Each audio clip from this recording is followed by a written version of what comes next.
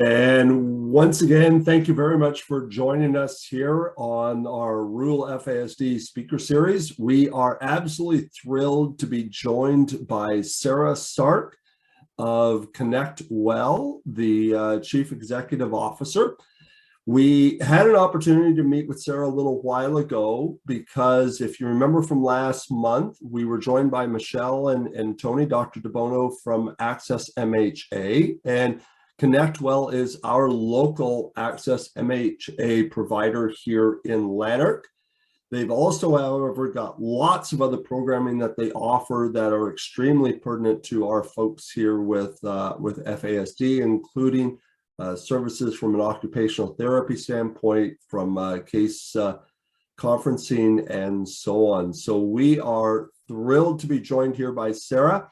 Before we do so, though, we do want to acknowledge that we are currently on the traditional and unceded territory of the Algonquin people, where we work, play, and pray.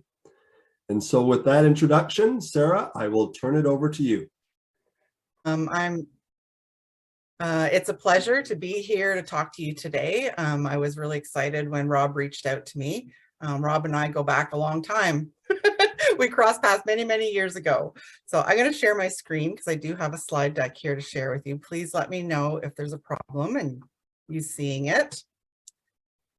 So ConnectWell. So I'm going to just do a brief introduction to ConnectWell. We're quite a large, diverse organization. And at the end, I do have my contact information and our website address. So you can feel free afterwards to go and check out anything that was of interest to you or that you think might be of interest to others that you work with. And always feel free to reach out, call, email, more than willing to meet with you and discuss more about how we can help. So as Rob said, my name is Sark. I am the current CEO for ConnectWell Community Health. A bit about me is I moved to Lanark, Leeds-Grenville and started practicing over 25 years ago. So I think we're at 27 years maybe now.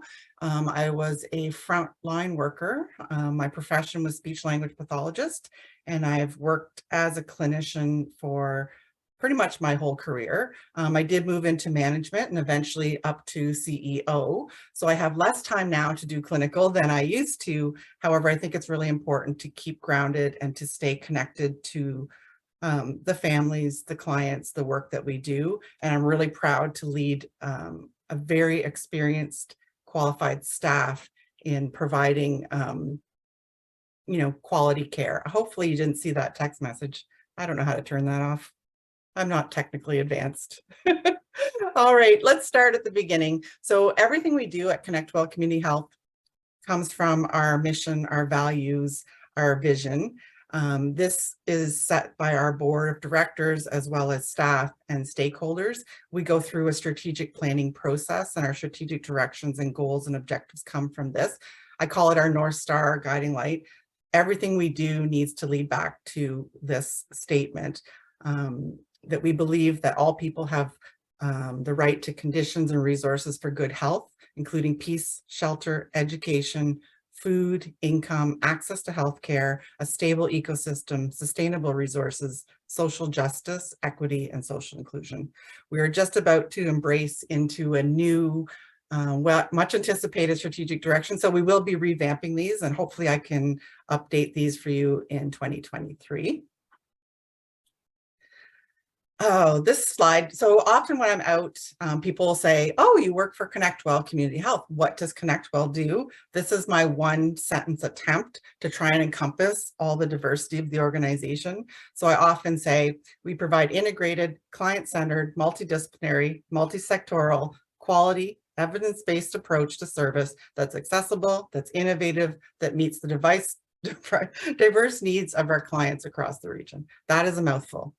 So that is why I'm here today. So I'm going to break that down a little bit into what that actually means as far as programs and services, so that you'll have a better idea of if ConnectWell is someone that could be helping with you and your families.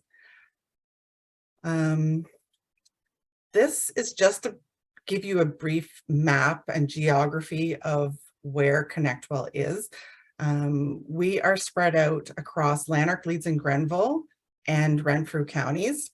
We have over 32 different sites. We have our key sites, which are owned property that we own, but we also do a lot of leasing of space when we need it, and a lot of very, very kind community centers and community organizations like the church you're in that let us share space there as well. So ConnectWell was, although it's a new name, so we rebranded in 2020, right when the pandemic hit, to ConnectWell. The organization's been around since 1979. And if those of you that have lived or worked in the area will remember Lanark Community Programs. So Lanark Community Programs was an organization that provided services and supports to those with developmental needs or at risk of development, special needs, that established in 1979. North Lanark Community Health Center, which was established in 1993, is also part of our organization. So those two organizations came together in 2003 to form Lanark Health and Community Services. We already partnered really well together. We saw all the natural fit. And of course, being in a rural area, it was enabled us to sort of consolidate and become more efficient with our back end services, and so that we'd have more funds to put towards our frontline and our community-based service. And then in 2013, Whitewater Bromley Community Health Center joined.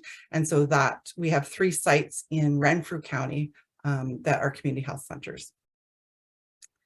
Let's see. These are just some quick photographs of where our primary sites are. So our developmental services sites we have in Carlton Place at 30 Bennett. That houses many of the developmental services that your families may interact with. Also our corporate services are there and our respite services are there. We have another program space in Carlton Place, which is purely for programming for clients. And then on the bottom, you can see our respite homes. So these are all owned spaces by ConnectWell. And on the health side of things, we have 4 sites that are considered community health centers, 1 in Lanark Village and 3 that are in Renfrew County. So Beachburg, Eganville, and Cobden. So to drive, if I were to get in my car and drive from our Brockville site to our Beachburg site, I'd be in my car for about 213 kilometers. So it's quite a large area that we cover. Here's one of the most important slides, our clients. So as I said at the outset, we are very client-centered. We work really, really hard to ensure that the service we provide meet the needs, the current needs in the community and of our clients. It's usually the first thing that you'll be asked when you come across the door. What are your goals? What do you want to see for you, for your child, for your family? You can see by the picture here, we have quite the range. So we see clients right from birth to seniors. It's not unusual to have a pregnant mom come to one of our play groups, our vulnerable sector play groups, meet the staff, and then perhaps end up being referred to our infant and child development program after the baby's born if there's any issues. And on a personal note, because I've been working at the organization for 25 years, I have clients that I saw that were complex needs clients back when I first started, who are still clients of ConnectWell as part of our respite program and our respite services. So it's a really unique opportunity for families, for some of those more complex families, to be able to have an organization with touch points throughout their lifespan. And it's really good as a service provider too. It's great to see those little 18-month-olds that I saw way back now as young men and women. And yeah, so it's good on all accounts. The staff. So again, we have a really, really large staff. I think we're at 250 plus right now, and we continue to grow. Our staff are made up of regulated health professionals. So we have nurse practitioners, physicians, social workers, mental health support workers. We have autism therapists, family support workers. I could go on and on. There's a huge list.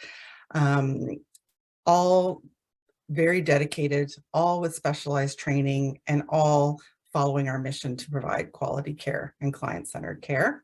And I always like to just put a shout out to our back office staff, our administration team, and our corporate services. we're a complicated and large organization, and we couldn't do it without them. So I am eternally grateful for all of them. So in case they're listening to this, thank you. All right, so let's get into some of the services that we provide.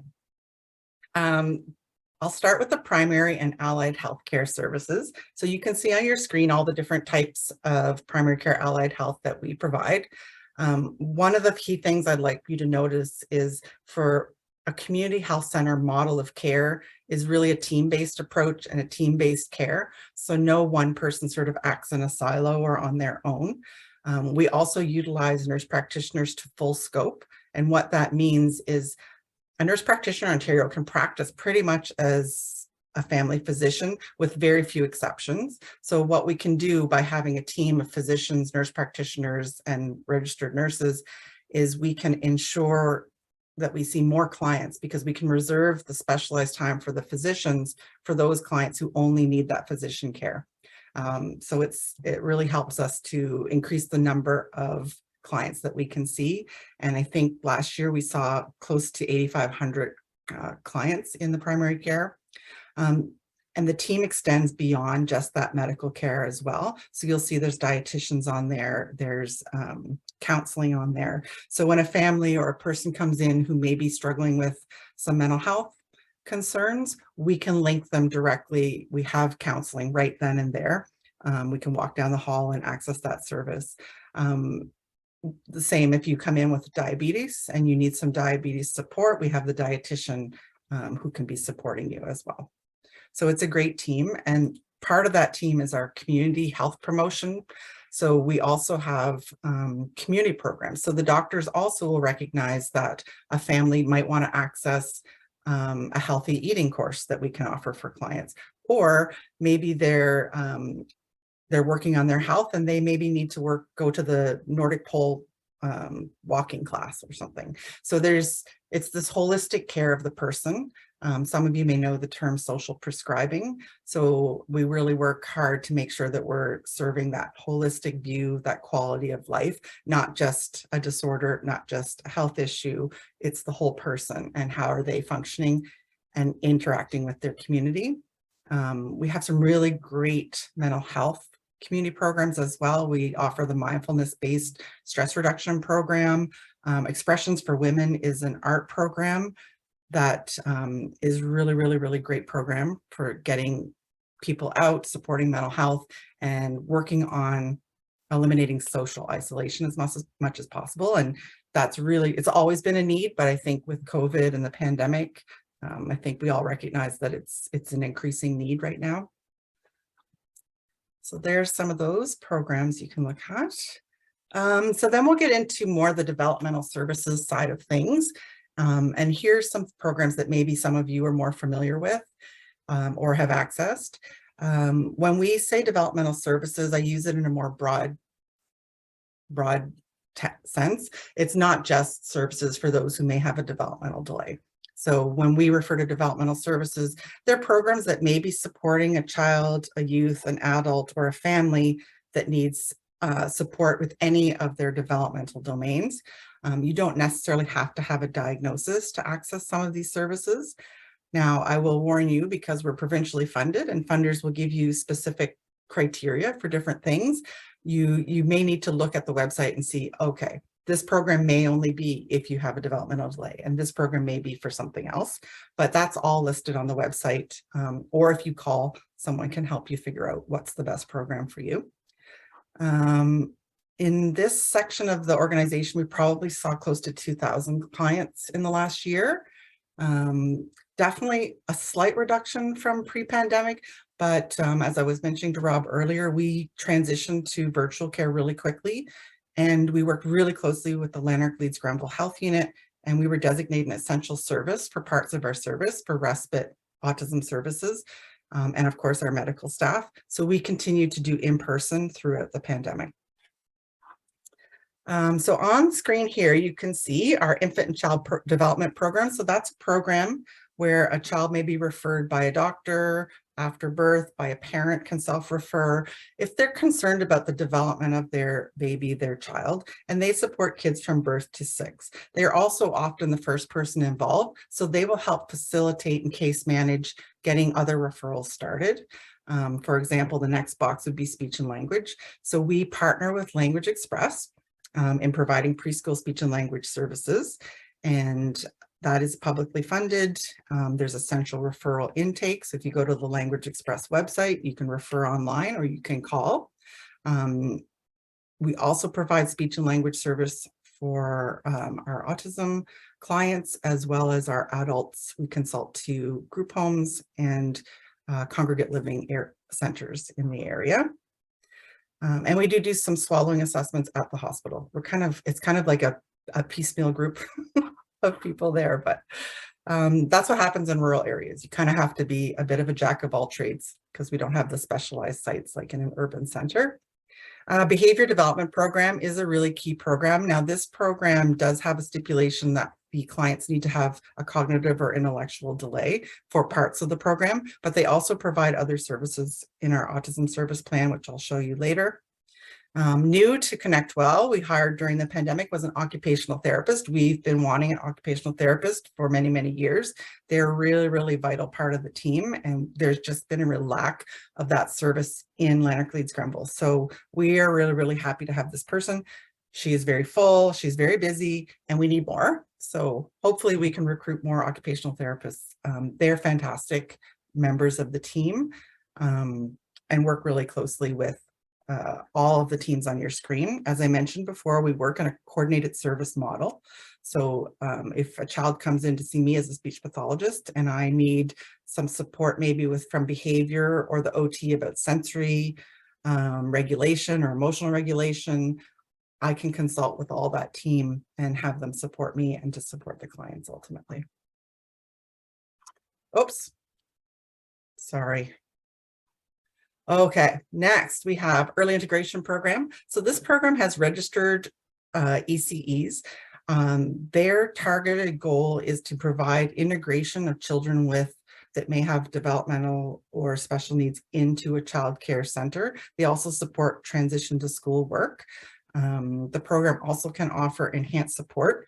So child care center, if they feel they need an extra set of hands to ensure that this child can be integrated into their program, they can reach out and apply for enhanced support funding or an enhanced support person.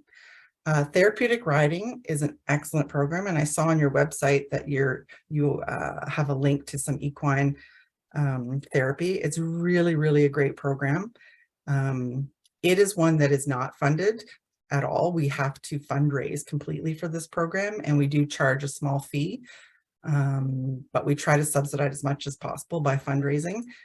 So that is one of the programs that really got hit during the pandemic, because a lot of our functions and fundraisers were in-person events, food galas, etc. So we really had to shift to sort of more of a different fundraising model, and we're very thankful for any of the grants and donations that we get, because it's just a really great program. And we do have I call them a new staff member. We just got a donkey. I think his name is called Badonkadunk, but I'm not sure. Maybe Leroy. I'm trying to remember. Anyway, he's a new addition to the team, so he's being trained right now. So he'll be added to the therapeutic riding team soon.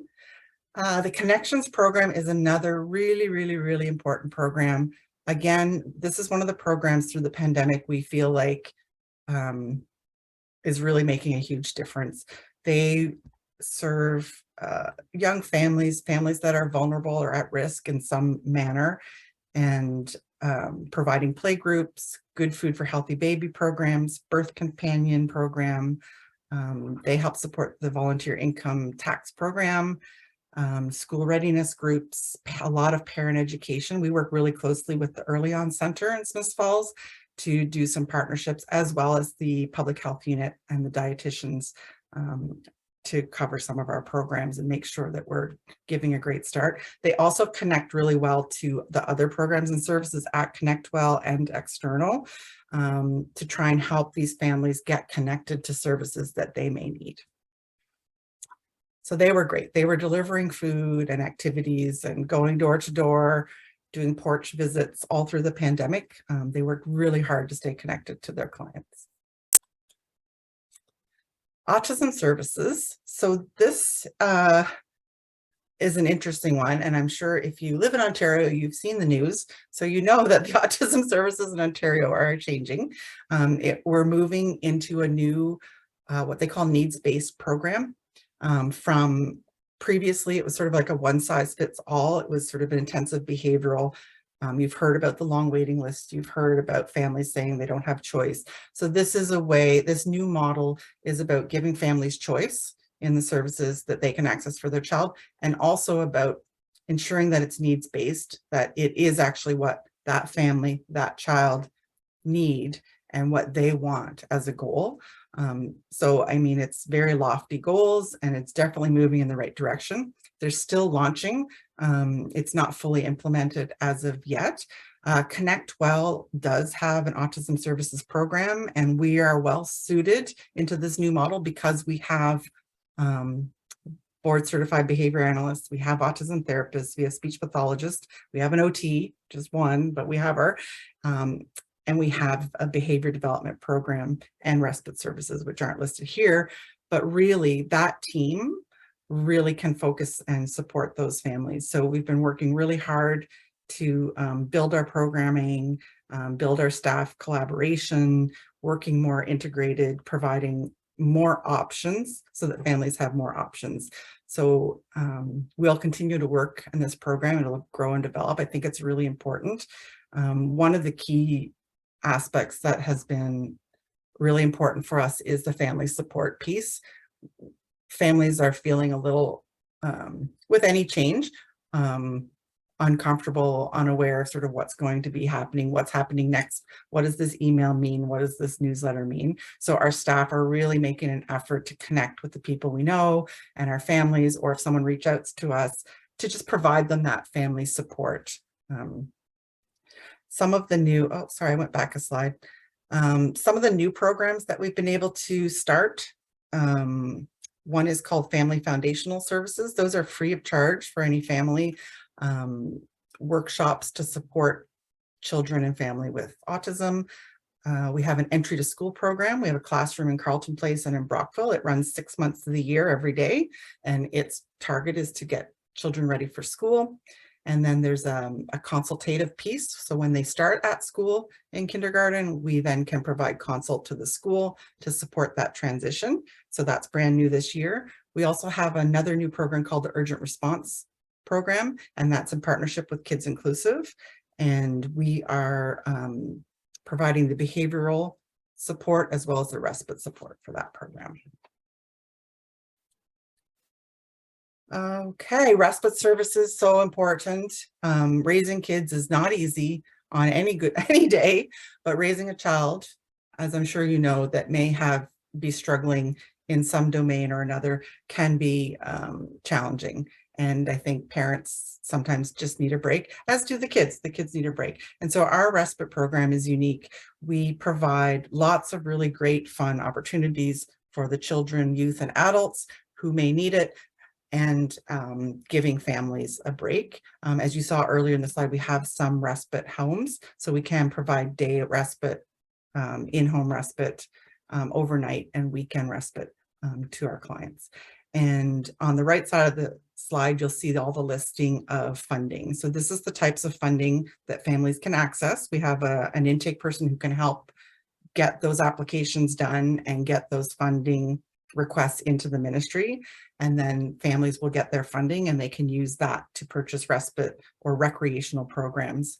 They do some really great, we haven't been able to do them since the pandemic, but we used to have a bus trip where we took a bunch of people to Kingston to the water slides, you know, or we go to the fair in Ottawa or the carp fair. So it's just, there's lots of great things.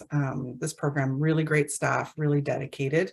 As part of it, we also provide case management.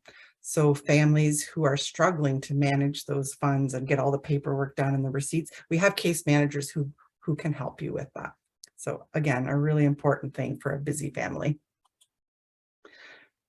This is just a slide I put in to measure success. This just talks about how we kind of are constantly reevaluating what we do. you know, obviously we start with our strategic direction, and then the programs and services are constantly evaluating. We're taking feedback from community, we're taking feedback from clients, looking at outcomes, looking at best practice, and working with our partners really closely to make sure that we're providing the services that people need right now. And just, it's important, I think, we've learned to be agile and to be flexible in your services. Volunteers, we have a lot of volunteers. I'm listing some of the programs we use volunteers for. We couldn't do the work we do without volunteers. So shout out to all our volunteers out there that really support all our programs. We do have quite a volunteer intake process. It's very similar to being hired as an employee, because we want to make sure that they are a good fit for the organization and that all our clients are safe in all their programming. And the other part is partners. So I started making these slides. I thought, oh, wouldn't it be nice to have all the partners on these slides? And I was like, I'm going to have 10 different slides. So I just put a few of our key partners on these slides. But just so you know, we have over 150 partners that we work with. I could probably add, I don't know if you guys are on here. I'll have to get your logo.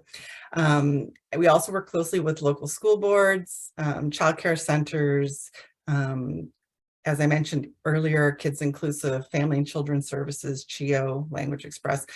The health unit has been really, really key partner, especially through the pandemic. I can't thank them enough.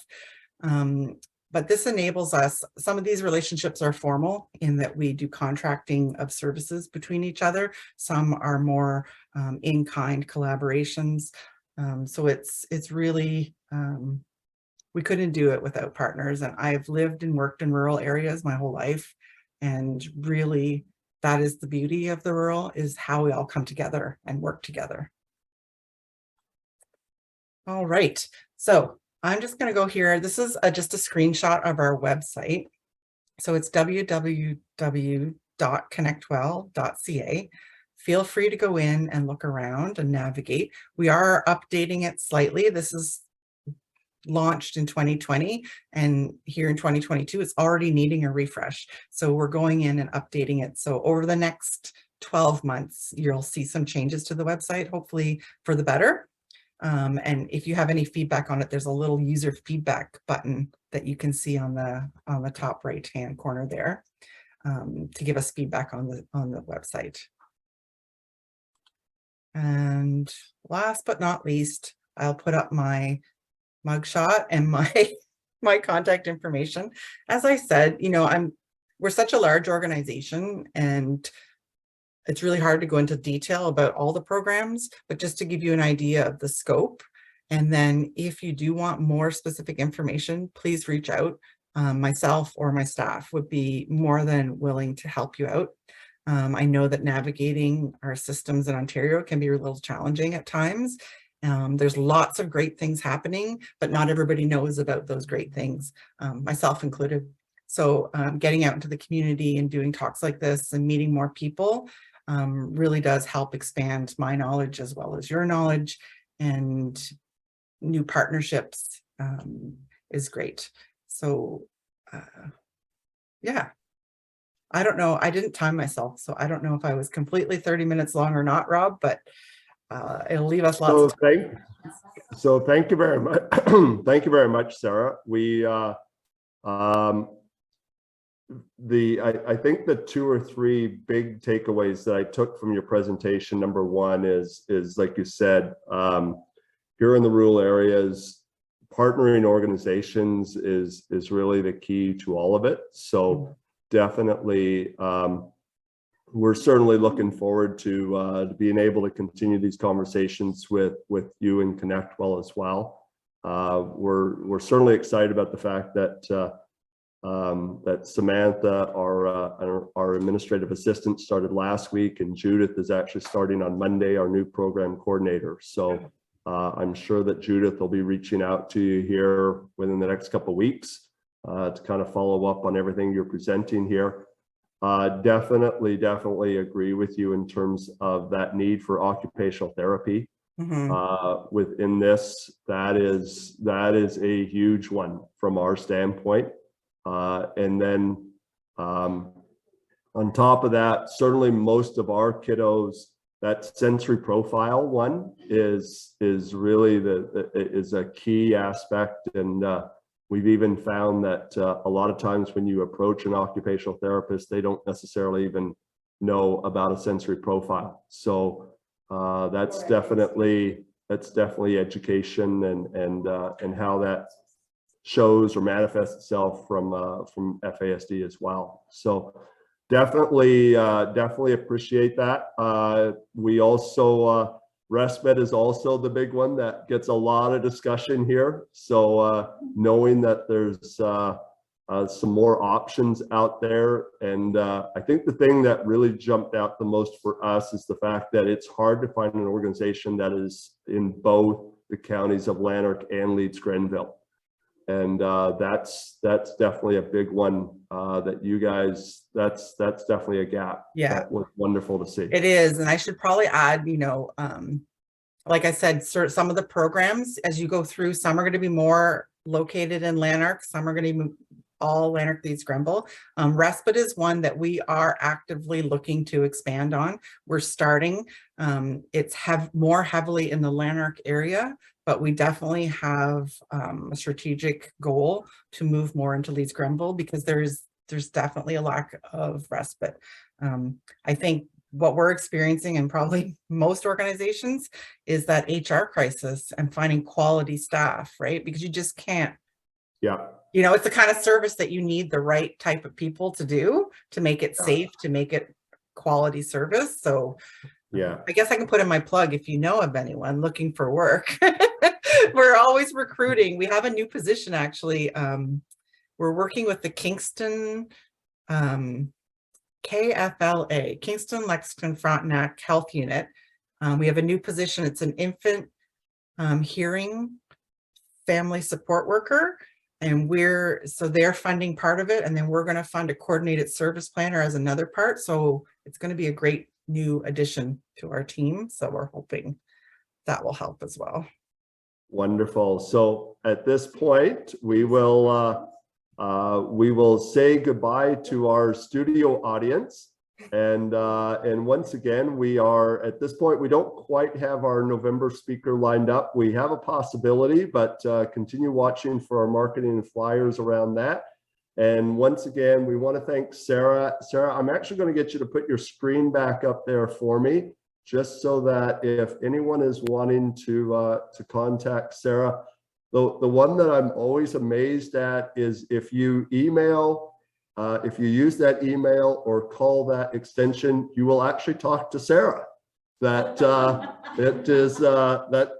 that's one that always, I guess it speaks to our small rural area, that you will talk directly to Sarah if you contact that. So once again, if you want to reach out, Sarah can be reached at sark@connectwell.ca, and her extension is 613-257-7121, extension 3382. Once again, Sarah, thank you very much for joining us.